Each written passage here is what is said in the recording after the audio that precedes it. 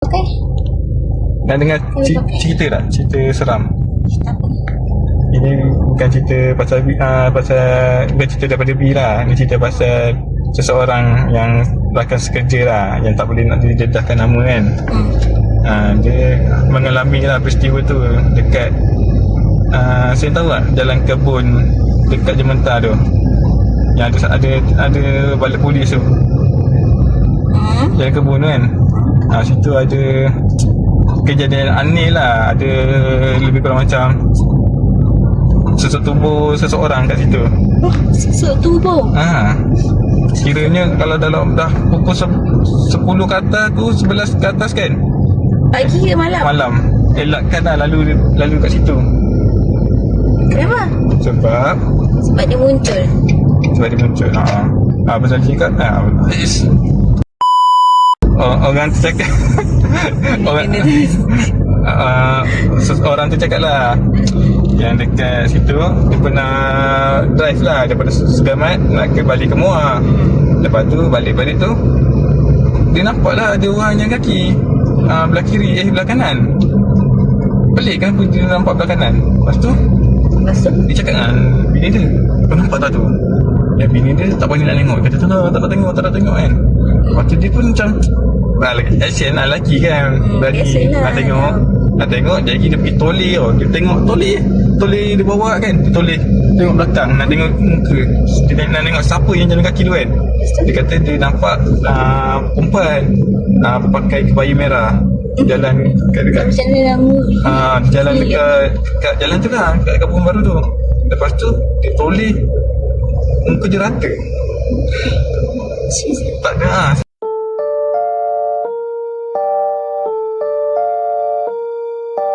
muka dia tak ada apa lah. Tak ada. Dia kata muka dia rata. Tapi dekat ke? Dekat ke? Dekat, memang dekat. Memang dia tu lalu sebelah benda tu.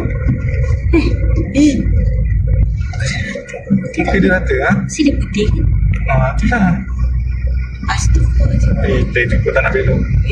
Muka dia rata. Lepas tu dia cakap aku dah lepas dia tengok tu. Tapi dia pun tengok di belakang. Dia tengok. Rupanya lepas dia tengok tu, dia nampak kan, dia tengok benda tu ikut dia. Sebab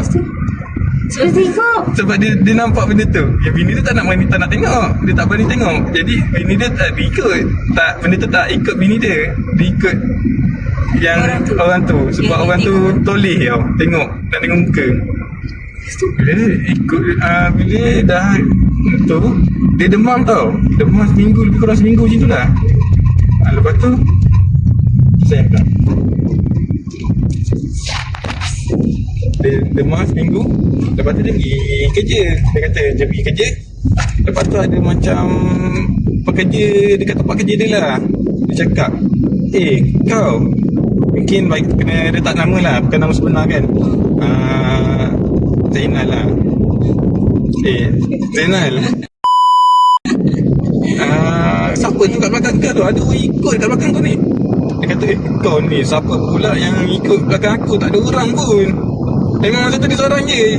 Dia nak keluar. Tapi orang tu nampak lah. Nak keluar daripada orang yang tegur dia tu. Nak keluar tempat kerja dia, nak pergi rehat.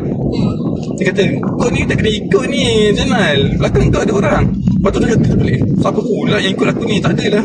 Lepas tu, kau baik kau pergi berubat. Kau tak kena ikut ni. Betul, bila dia pergi berubat tu memang orang tu cakap memang dia kena ikut. Sebab tu lah, sebab kat jalan tu dia toleh, dia sebab nak tahu kan siapa yang jalan kaki, yang jalan kaki tengah malam kan. Jadi dia toleh. Kata toleh tu. Benda tu ikut lah balik. Yang tu yang dia kata. Tapi dia tak ada rasa apa-apa Dia rasa macam bukan yang berat. Dia macam orang ikut lah. Rasa macam ada orang ikut. Lepas tu pada hidung lah, sorry. Lepas tu kompoi pun daripada Segamat, kalau nak balik Muar, dia bila dia singgah balai polis kata tidur je sini, esok subuh balik lah. Dia kata tak ada galakkan Kalau sampainya malam lah. Kalau dah pukul 11 ke atas tu, dia kata dia tak digalakkan balik lah. lebih baik stay. Sebab dia kata Dia tidur satu dekat polis tu duduk kat kursi tu, tidurlah duduk. Dia kata satu sebab masa tu ada penyamun India. Ya Allah lah ni. Kau rasa dah lebih 3 kali dah kau nak singgah sini. Lepas tu kedua sebab benda tu lah, dia tak ada galakan lah. Jadi kita nak berjalan waktu malam.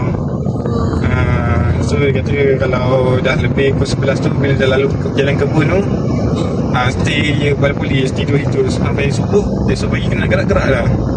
Polis kat situ cakap lah, sebab memang ada benda tu kat situ. Itu yang Tapi sampai sekarang ada. Dia cerita dia lama. Dah lama ke baru lagi? So yang macam bahaya sikit lah. Kata kalau boleh jangan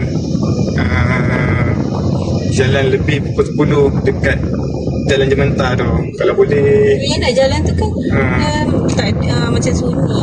sini dia kata memang aku nampak muka dia rata, tak nampak langsung orang. Tak nampak Tak nampak muka, tak nampak orang muka lah. Tapi perempuan pakai baju kebaya merah. Kata tu je dah. Lepas tu bila dia toleh tu, dia tu ikut sampai muar.